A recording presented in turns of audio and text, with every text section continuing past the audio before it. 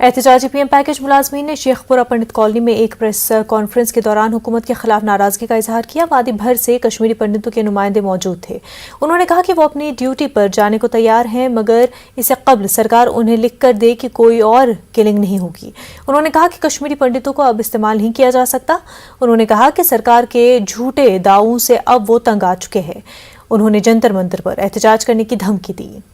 About workplaces, that government may post me or my brothers to safer places like 3 kilometers from the residences. But tell me one thing, that life is not only about just going to offices in a secured way and come back from the offices. Even they give us the assurance that at workplace we won't be harmed. Because after all, we are human beings. There is a right of dignity of life. There has to be a conducive environment where we may feel safe to move around. अब कश्मीरी पंडित बलि का बकरा नहीं बनेगा।